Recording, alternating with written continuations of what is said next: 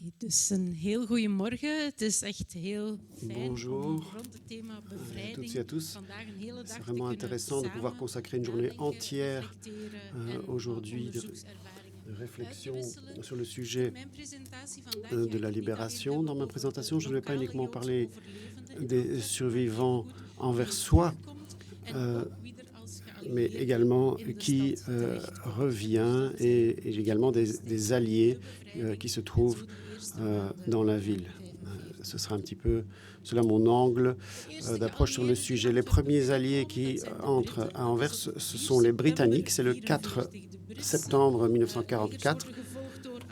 Les armées britanniques sont suivies des Américains, Canadiens et Polonais. Et c'est vers la période de la libération de la plus grande partie de la Belgique. Il y aura encore des débordements début novembre. Et puis bien sûr, il y aura encore l'offensive des Ardennes en décembre, janvier 1945, mais pour la plus grande partie de la Belgique, y compris donc les camps, Brindonk, Dossin, c'est donc vers début septembre qu'ils sont libérés de l'occupant allemand. Bien entendu, cela va provoquer beaucoup de liesse parmi la population. On va lancer des poupées représentant Hitler, on va célébrer l'arrivée des alliés, les chars sont accueillis à bras ouverts, la population est heureuse de donc, la fin du régime nazi. Et parmi la population, il y a également des juifs qui ont survécu cachés, notamment Myriam Melutal qui a 14 ans, avec sa maman et sa petite sœur, les cachés dans le quartier rouge, dans un bordel du quartier rouge d'Anvers. Et elle va même, dans un petit papier, demander une signature, un autographe aux alliés qui arrivent. C'est vous dire la joie qu'elle éprouve de retrouver la liberté. Et d'ailleurs, elle a fait un magnifique recueil de poèmes. C'était un peu la tradition à l'époque de coller cela dans son journal. Donc c'était une grande signification pour elle, cette libération. Il y a également toutes les personnes qui étaient dans la résistance. Joseph Stengel, par exemple, qui était dans le comité juif de résistance. Il va prendre immédiatement contact avec les troupes alliées qui vont donc prendre le commandement de la ville et ils vont essayer de voir comment on peut s'organiser et accueillir les survivants juifs ou autres personnes qui rentrent dans la ville et faire en sorte qu'on puisse aider toutes ces personnes, car bien sûr, officiellement, tout avait été retiré.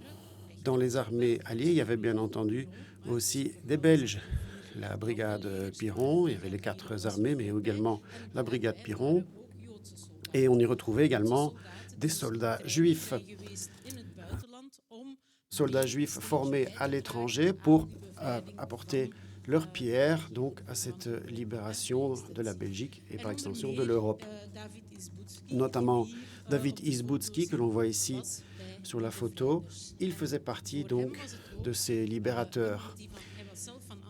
Lui-même était d'origine anversois.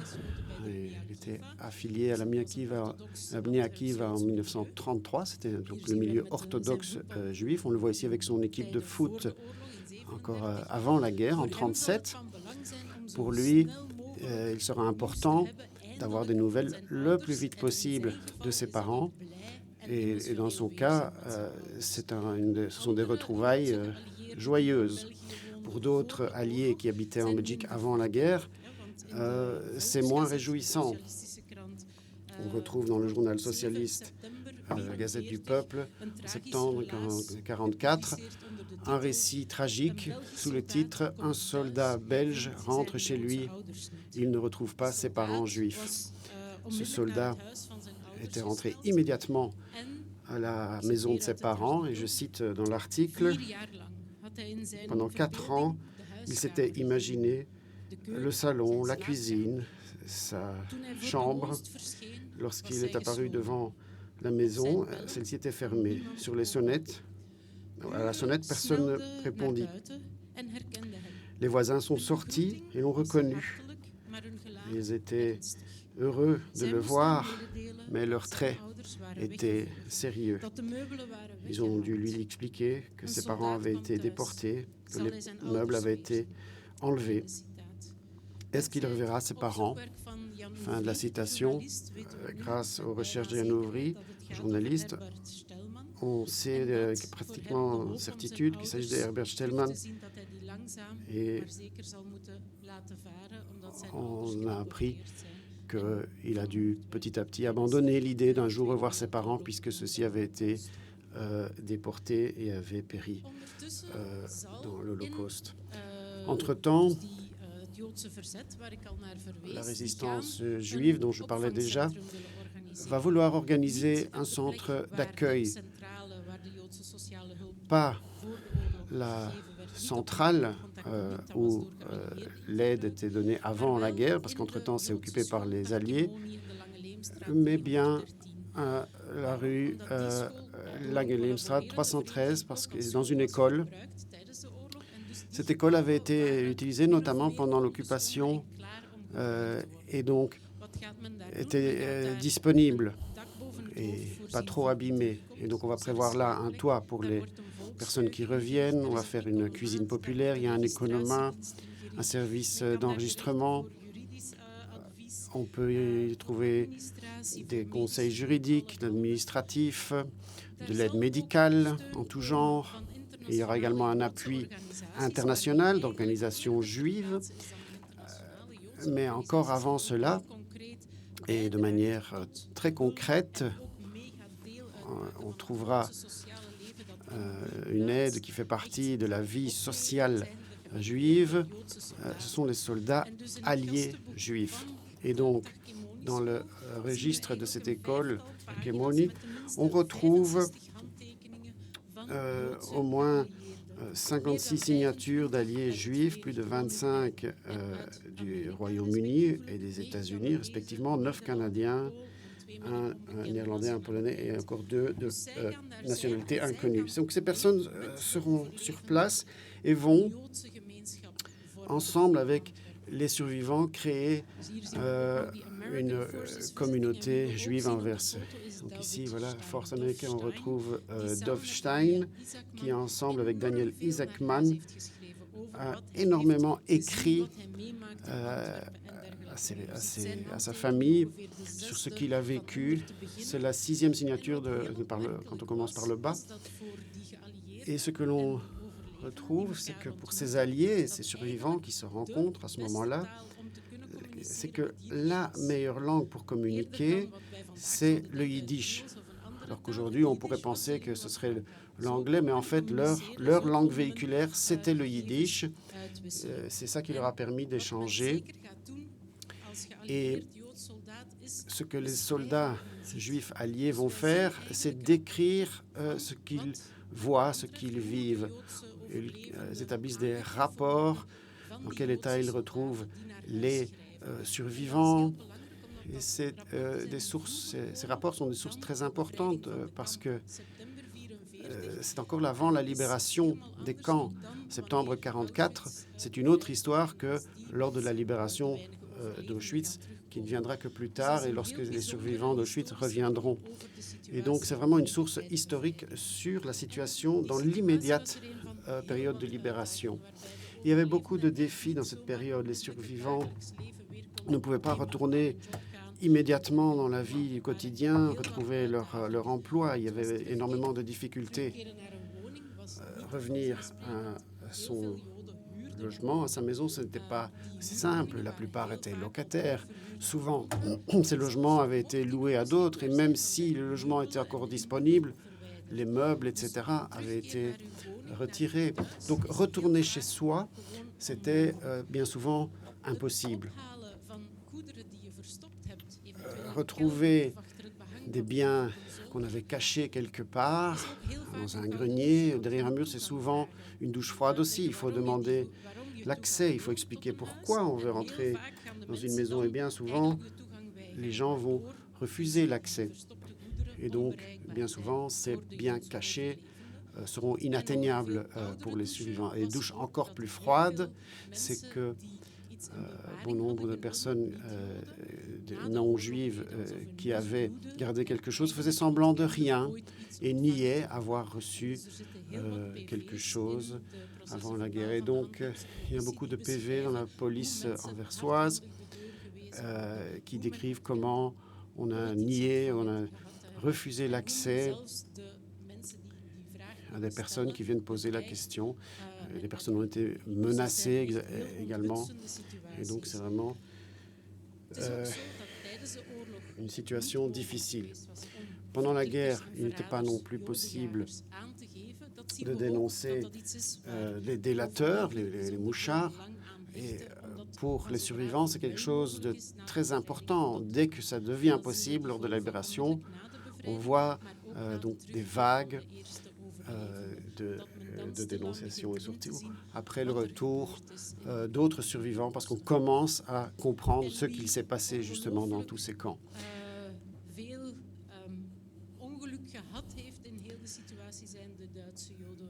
Et les Juifs allemands ont eu énormément de malchance dans cette situation parce que pour la 4e fois, ils deviennent victimes de leur identité lors de cette libération. Ils ont fui. Ça vaut également pour des Juifs autrichiens. Ils ont fui parce qu'ils étaient Juifs. Ils sont aboutis dans un pays comme la Belgique, mais ils sont immédiatement suspects en raison de leur nationalité ennemie. Ensuite, pendant toute la guerre, ils sont poursuivis parce qu'ils sont juifs, à nouveau. Et puis après la guerre, ils sont de nouveau considérés de nationalité ennemie. On finit par les interner et séquestrer leurs biens. Par exemple, une dame qui est allée déclarer à la police « Voilà, mon mari est venu dire hier qu'il est allemand et maintenant on l'a interné. » Et donc je vais citer ici de sa déclaration. « Hier, je me suis présenté à Harmonie avec mon mari parce que j'avais entendu dire que toutes les personnes de nationalité allemande devaient se présenter. Mon mari a été arrêté et amené à la Becherenstraat. Mon mari et moi ne nous sommes jamais occupés de politique. Et mon mari, qui est juif, a été caché pendant 2 ans. Et nous n'avons rien à voir avec les Allemands. » Donc elle essaye d'expliquer à la police qu'il s'agit d'un malentendu.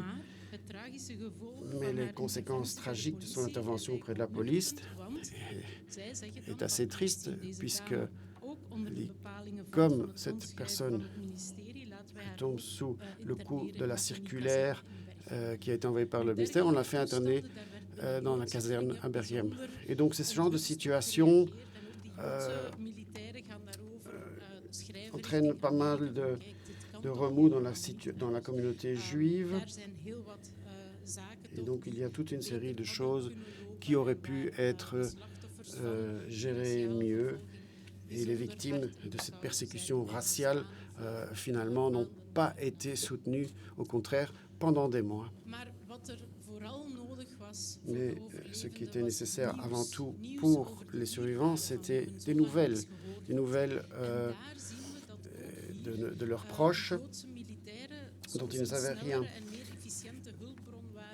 Souvent, les militaires juifs étaient la meilleure source d'infos que quoi que ce soit d'autre. Ici à gauche, on voit la lettre en yiddish de Dovstein qui parvient à contourner la censure grâce au yiddish. Normalement, on ne pouvait pas donner des noms, des adresses via la presse qui était encore sous la censure. Parce qu'il part du principe que le censeur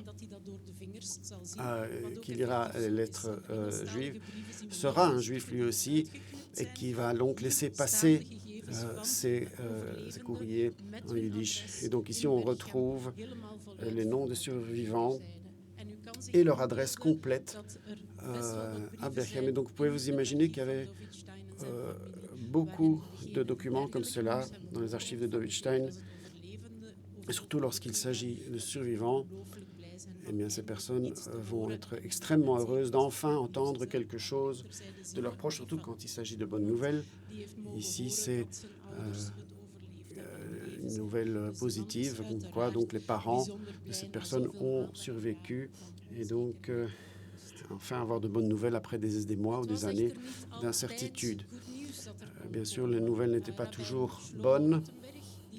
Shlomo Rothenberg écrit fin avril 1945 à Dovstein parce qu'il avait entendu que ses deux nièces, Ruth et Lucie, peut-être seraient abouties dans une famille non juive ou dans un monastère, et demande de voir s'il y avait moyen de vérifier s'il n'était pas là. Ce qu'il ne sait pas, c'est qu'entre-temps, en fait, une lettre était partie pour les États-Unis dans laquelle Dovstein dit qu'il a vérifié, qu'il est allé voir dans tous les registres, et ces deux petites filles sont indiquées comme ayant été déportées. Et effectivement, c'est le cas, elles ont été déportées avec leur maman. Et donc ici, c'était la lettre d'un rabbin qui demandait les nouvelles sur ses nièces. Et donc ce besoin d'information est énorme. Et parfois, il faut attendre très longtemps avant d'avoir de nouvelles. Ici, il s'agit d'avril 1945.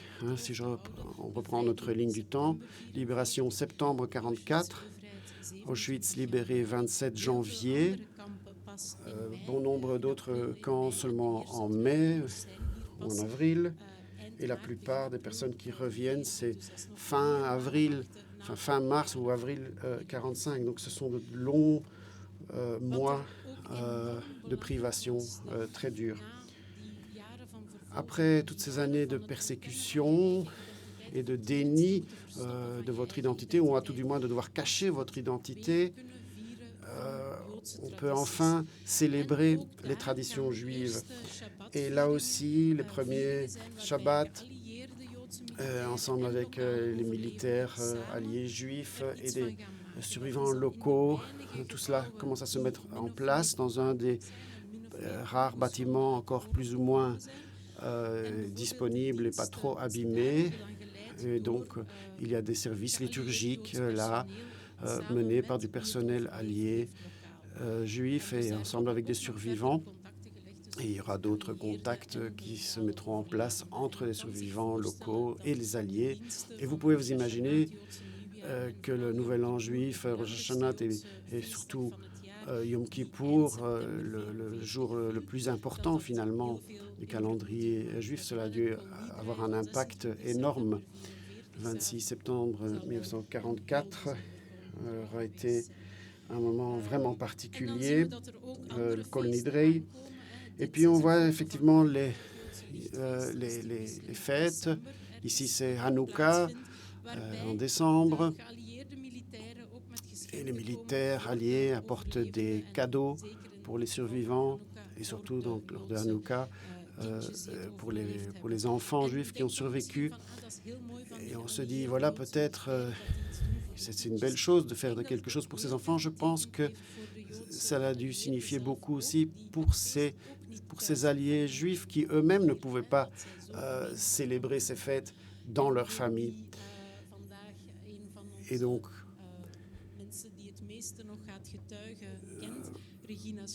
ici, on voit Regina Slousny, qui était ici avec son frère Marcel, auprès de ces militaires canadiens, donc pour célébrer Hanouka en 1944. Ça doit signifier quelque chose encore autre chose que le Purim, donc le carnaval juif qui viendra qu'au printemps.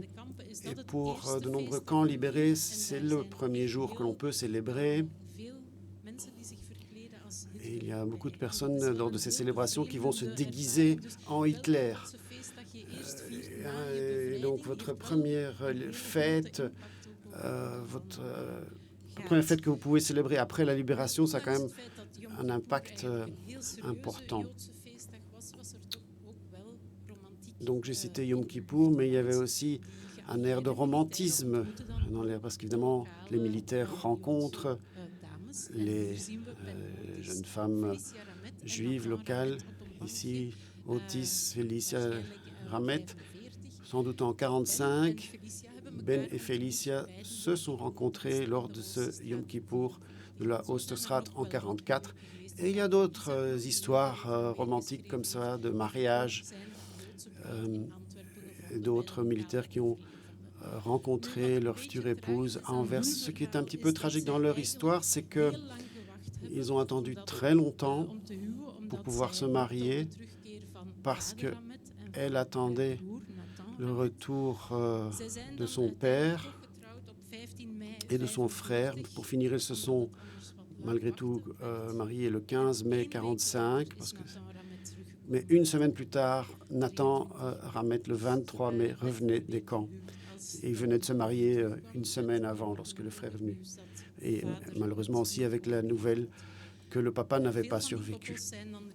De nombreux de ces couples sont par la suite partis pour les États-Unis ou le Canada en juin 1946, lors du 21e anniversaire de Nathan. Ils sont partis pour le Canada.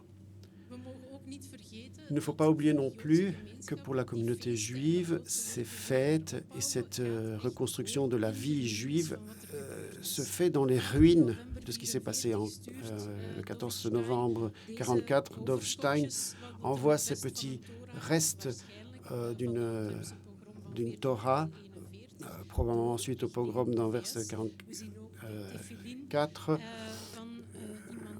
Ici encore, probablement d'une personne déportée. Et une étoile également qu'on lui a donnée, donc qui aura été portée pendant la guerre. Donc il s'agit vraiment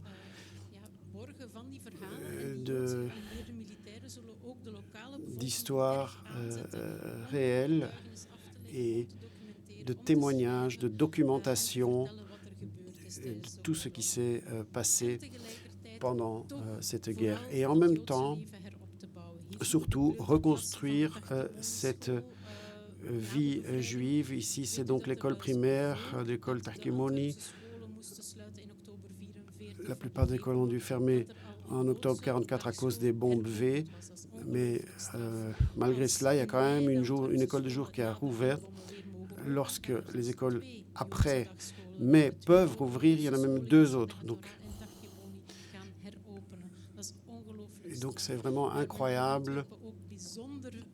À Anvers, on a également été très actifs sur le rapatriement d'enfants juifs qui ont survécu en milieu non juif, dans des institutions catholiques ou autres familles. Il y a eu de nombreuses discussions sur la façon d'aborder cela, des discussions dures parfois, mais je ne vais pas entrer dans les détails sur ce sujet aujourd'hui. Mais on voit que toutes les facilités pour reconstruire une vie religieuse juive vont être remises en place le plus vite possible.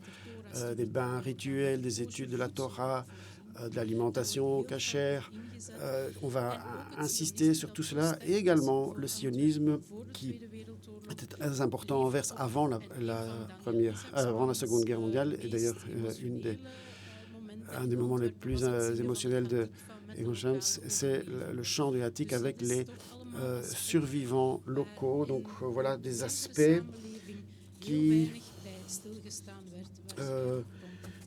dont on n'a pas beaucoup parlé à l'époque dans la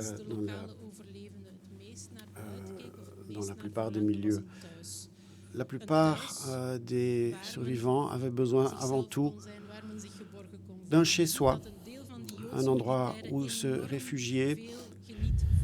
On voit ici que les militaires profitent énormément de repas cuisinés par une maman yiddish, ensemble avec d'autres juifs. Le fait de pouvoir manger des plats traditionnels, le gefilte fish, célébrer le Shabbat, qu'on soit religieux ou pas, tout cela a eu énormément d'importance. On voit ici Dov Stein avec Eli Ringer, le petit, dont le mari était encore absent. Tout cela a signifié énormément, et je pense pas uniquement pour les militaires alliés qui étaient loin de chez eux, mais qui avaient besoin de cette familiarité, mais aussi pour les survivants qui avaient vécu dans la peur pendant tant d'années et qui doivent encore apprendre à vivre avec leur traumatisme et leurs dommages physiques et psychiques, et qui vont devoir reconstruire leur vie. Et donc voilà un petit peu tous ces moments, ces petits moments de libération pour ces survivants dans cette ville où il rencontre donc les armées alliées. Merci beaucoup.